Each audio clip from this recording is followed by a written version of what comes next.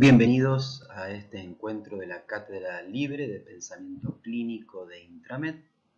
Mi nombre es Lucas de Candia, mi especialidad Medicina General y Familiar, y en este encuentro vamos a trabajar los factores de riesgo cardiovasculares, algunas reflexiones sobre la práctica clínica en la actualidad. Para empezar, me gustaría retomar algún hecho histórico que me parece que puede ser interesante para ayudarnos a reflexionar, de cuando el hombre se atrevió a mirar más allá. En este caso, la anécdota la tomamos de Ambroise Paré, por muchos reconocido como el padre de la cirugía. En el siglo XVI, puntualmente las heridas por arcabuz, los enfrentamientos bélicos, el protocolo de la época, supuestamente la mejor evidencia, podríamos decir, de esa época, era que los heridos por arcabuz debían ser curados con aceite hirviendo. El aceite hirviendo, en teoría, cauterizaba la herida y ayudaba a la cicatrización y a la mejoría de los heridos. En una noche de batalla, Paré, que era barbero inicialmente, se encontró sin aceite disponible, por lo cual tuvo que atender a los enfermos a su cargo, sin los recursos disponibles para aplicar el protocolo, podríamos decir, hegemónico del siglo XVI. Preocupado por las consecuencias de su atención sin los recursos necesarios, al día siguiente fue temprano a controlar a los enfermos y descubrió que aquellos que habían sido tratados con aceite hirviendo estaban con una peor evolución clínica que quienes no fueron expuestos a esa intervención. Por lo cual, su valentía, su avidez, su preocupación por lo que le pasaba a los enfermos a su cargo, lo llevó a encontrar conclusiones que fueron revolucionarias para su época.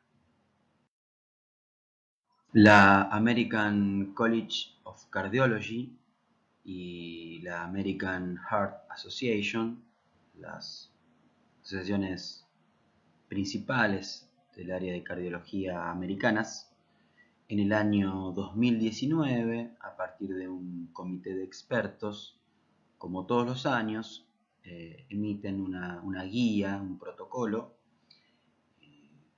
que es un poco una sumatoria de toda la evidencia científica disponible en relación a la prevención cardiovascular en la actualidad.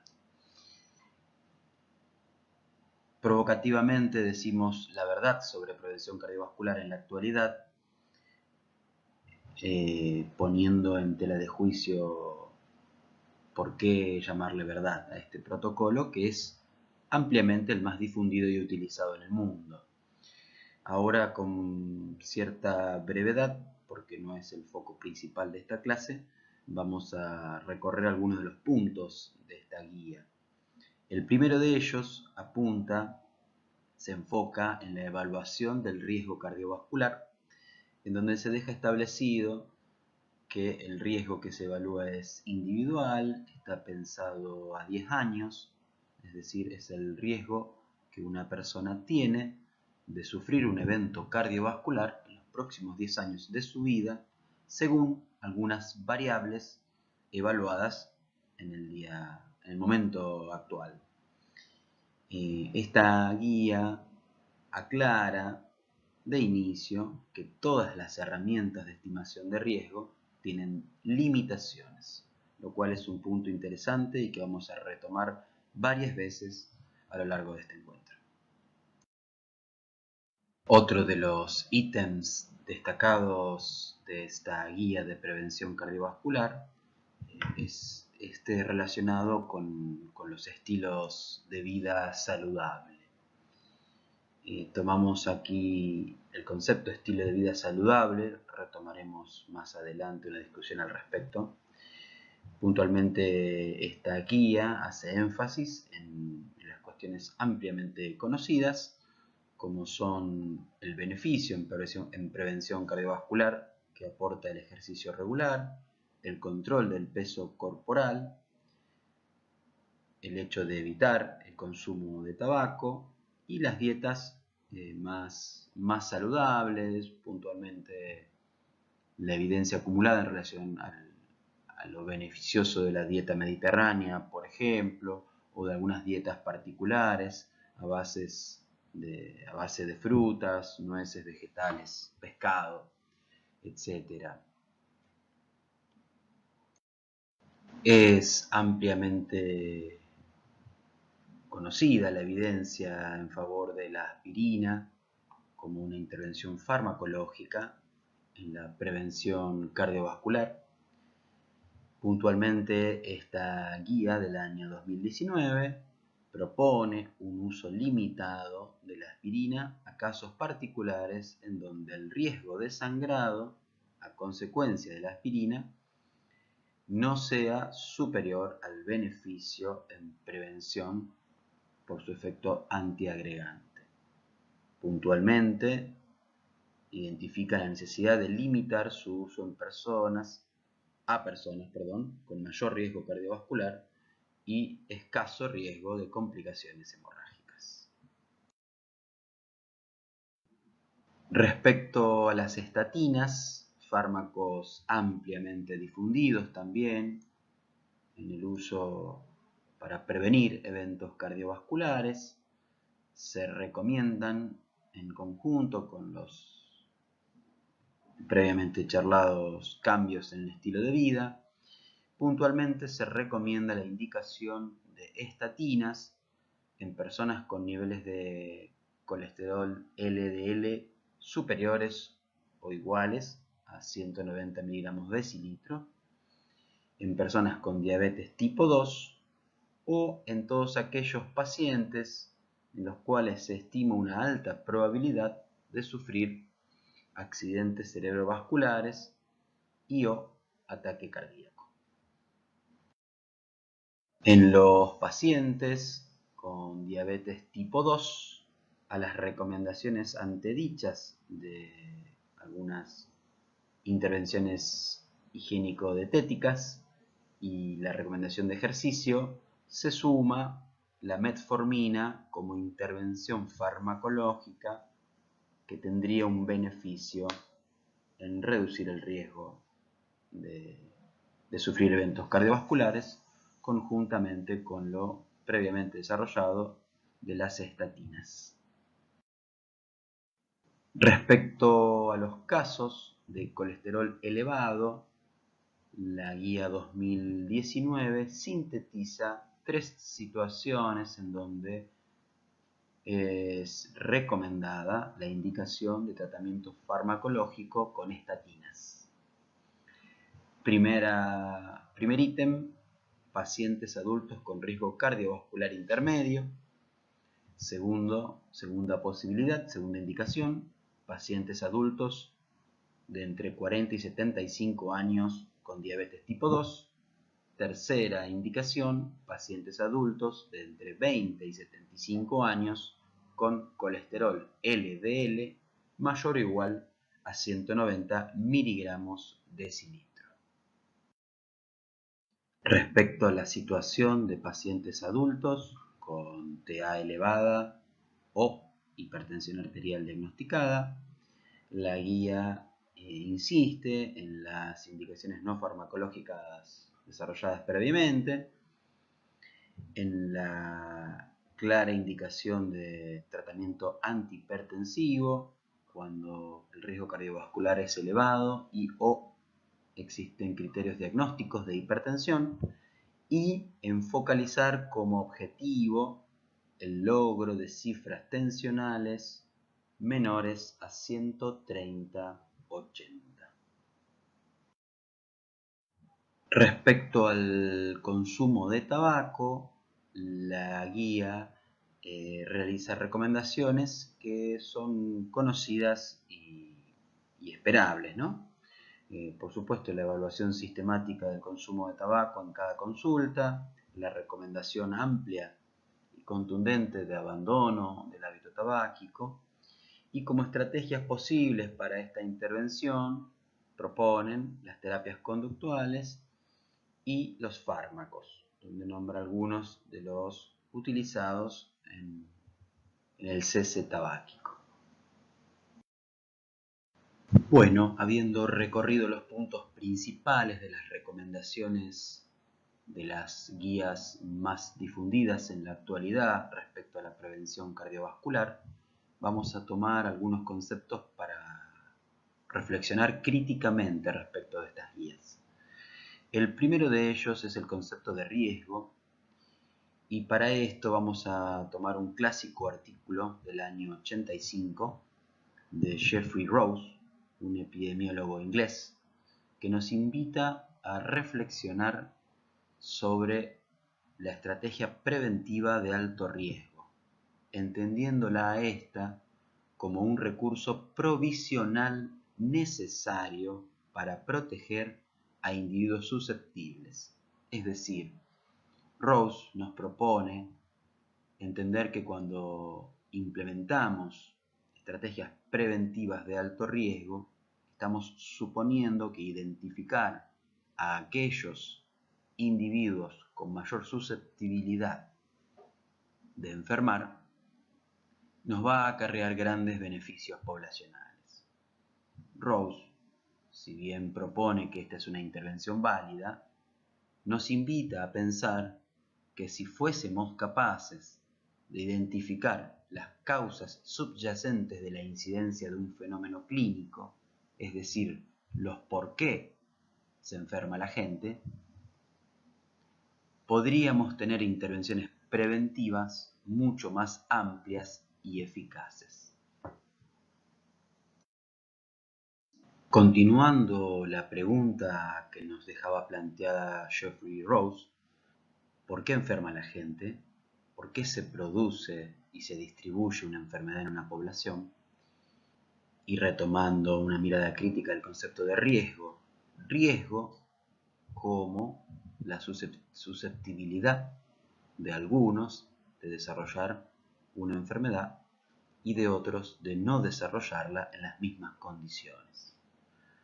Bueno, para continuar esta discusión vamos a tomar algunos conceptos de Eduardo Menéndez, un antropólogo argentino, que nos invita a pensar el riesgo en relación a la capacidad y posibilidad del sujeto de elegir. Menéndez dice, el riesgo colocado exclusivamente en el sujeto supone explícita o implícitamente que dicho sujeto es un ser libre, con capacidad y posibilidad de elegir si se expone o no a un determinado factor de riesgo o a una conducta de riesgo, podríamos decir, como en el caso que toma el autor en este texto, que es el tabaquismo.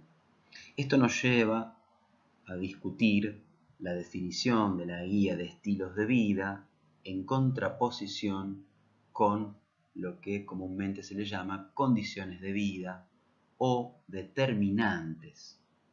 En este sentido, desde una posición de igualdad en la distribución de recursos materiales de vida y en la posibilidad de elegir de los sujetos en una población, podríamos hablar de riesgo, pero en las condiciones concretas reales de existencia en nuestro mundo actual, las desigualdades están ampliamente distribuidas, establecidas y podríamos ubicarlas como determinantes de posibilidades de elegir diferentes.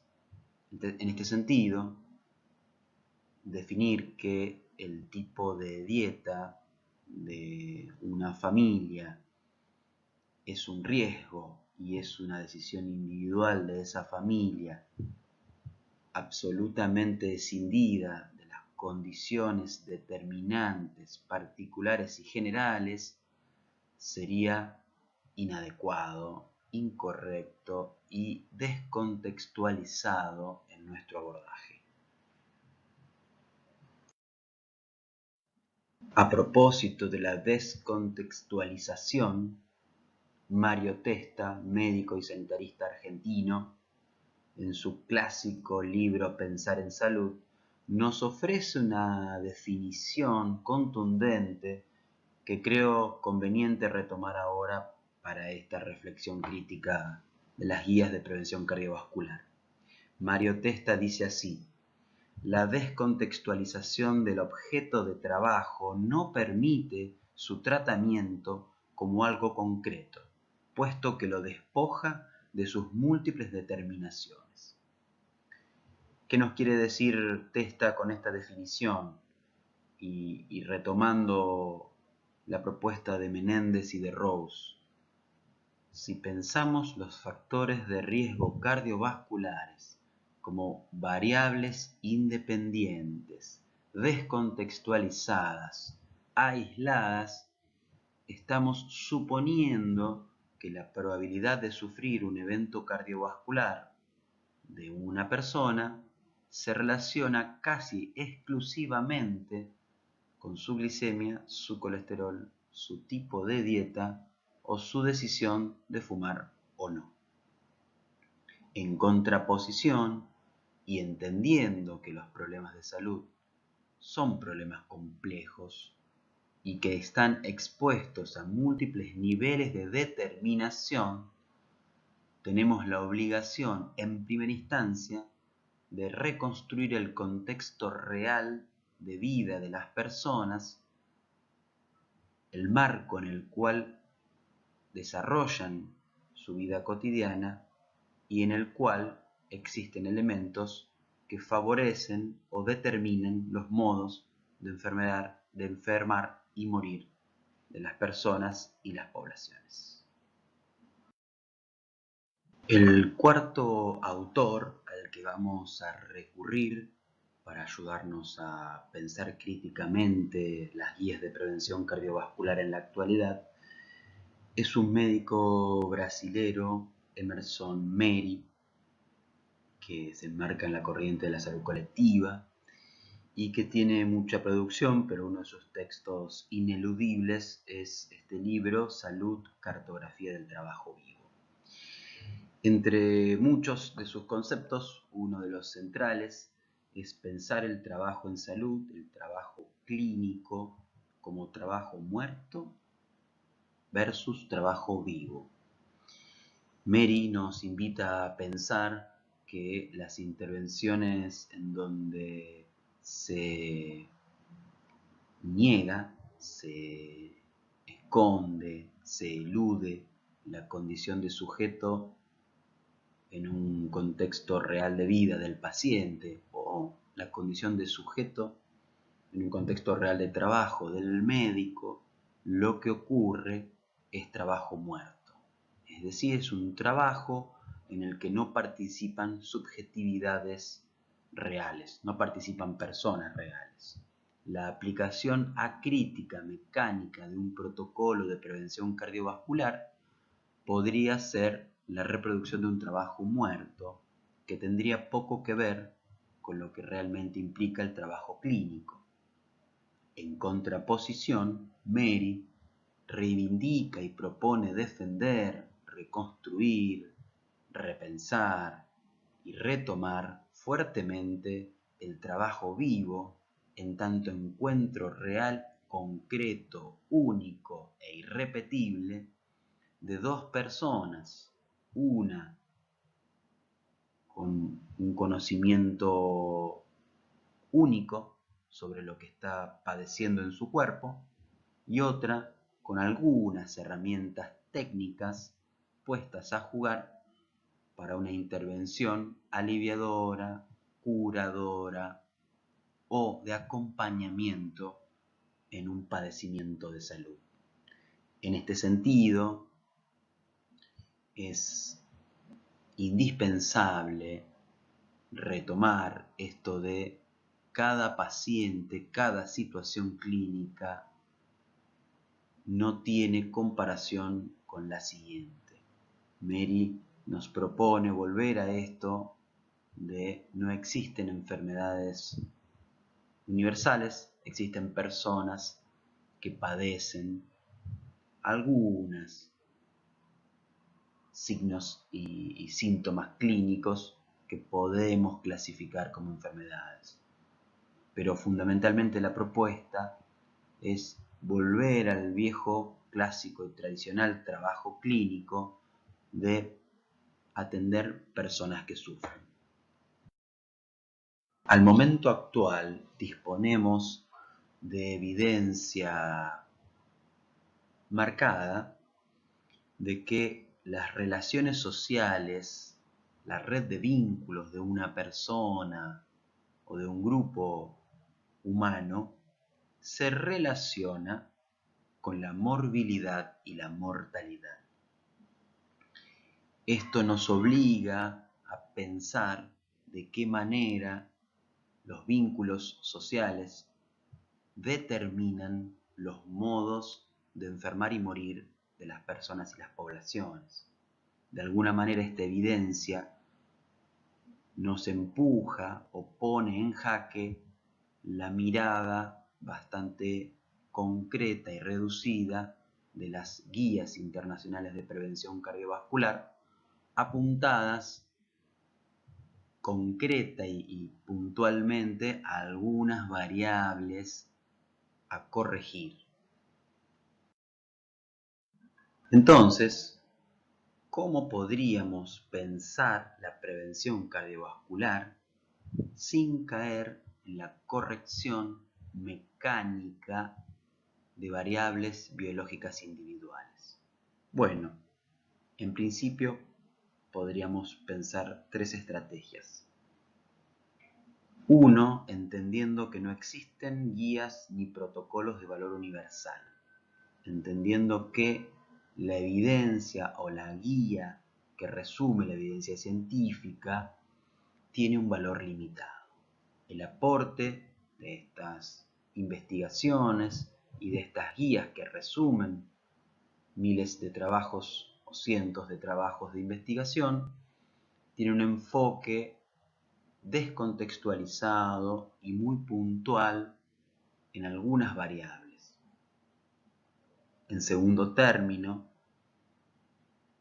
es ineludible entender que la enfermedad humana no responde única y exclusivamente a variables biológicas.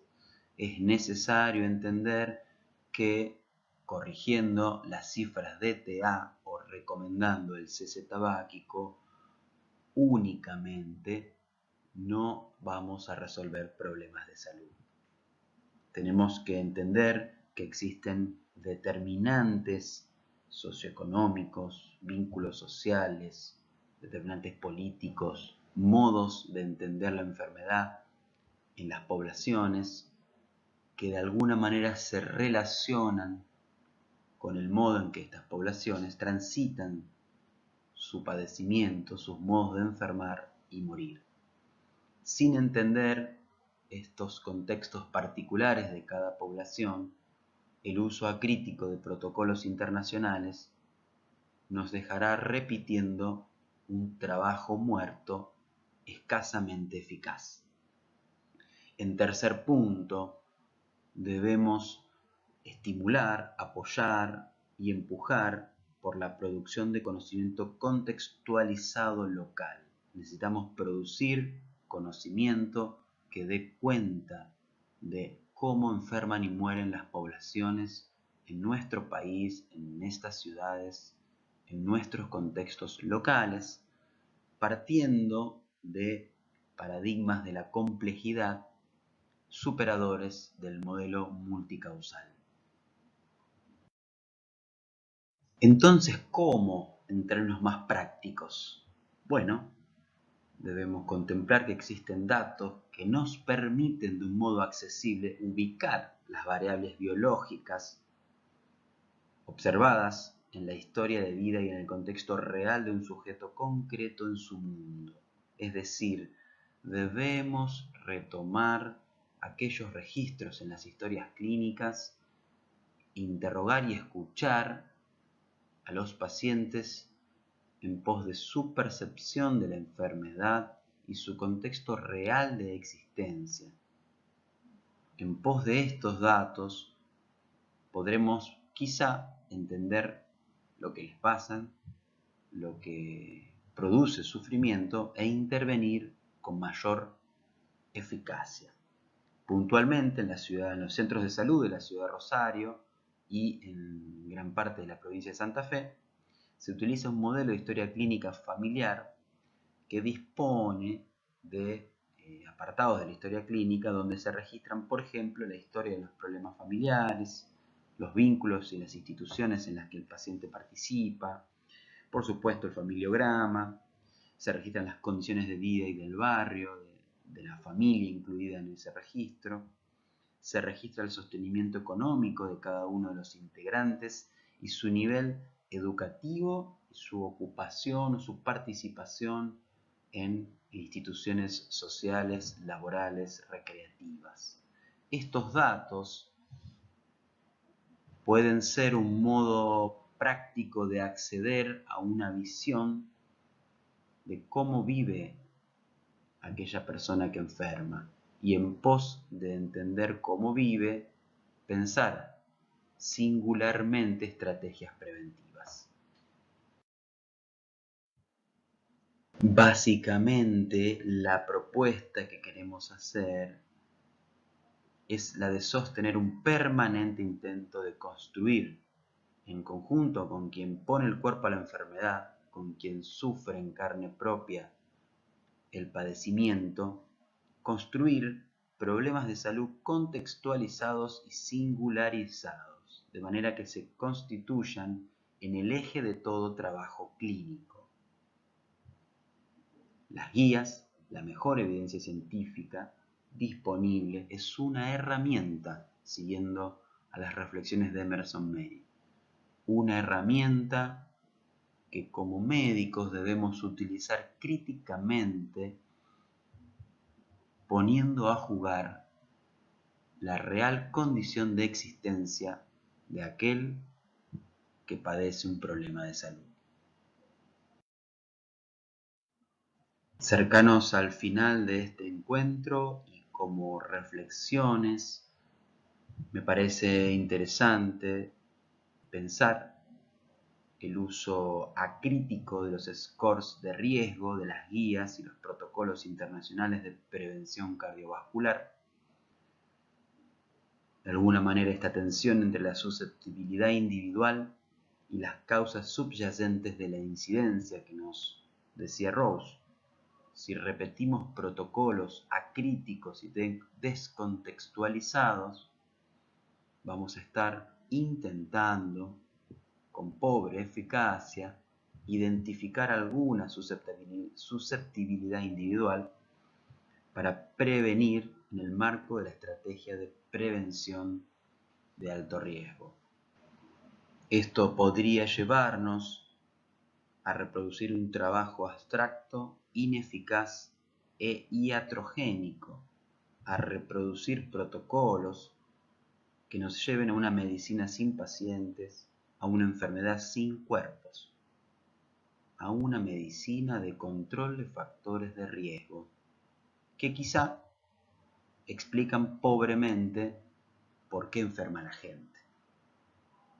Estamos en un momento en el cual el pensamiento clínico está fuertemente influenciado, dominado y podríamos decir contaminado por la hegemonía del razonamiento instrumental, que propone una limitación del encuentro clínico a la aplicación acrítica de protocolos, trabajo muerto, diría Emerson Mary, en donde un médico reducido a técnico, mecánico y sin dimensión subjetiva del trabajo, reproduce, repite y aplica protocolos en un sujeto reducido a objeto. Por último, y retomando esta referencia histórica con la que iniciamos el encuentro, La propuesta es animarnos a ver más allá de los protocolos, la evidencia y el deber ser científico de la época. Ambroise Paré, en el siglo XVI, cuando las condiciones no fueron las ideales, se atrevió a mirar más allá del protocolo de la época e hizo descubrimientos revolucionarios que cambiaron la vida de mucha gente. En el momento actual, si nos atrevemos a mirar críticamente la evidencia científica disponible, a hacer un uso crítico, limitado de los protocolos como una herramienta que son puntualmente, a poner los protocolos en el maletín al costado del escritorio y a sostener la mirada de quien aún confía en su médico y se abre para hablar de lo que le produce sufrimiento, quizá, tal vez, podamos volver a realizar un acto clínico real, a entender los por qué alguien enferma y a proponer, quizá artesanalmente, intervenciones singularizadas, contextualizadas y, en consecuencia, eficaces para prevenir y curar a quienes se atreven aún a entrar a un consultorio médico. Quizá todavía no sea demasiado tarde. Muchas gracias.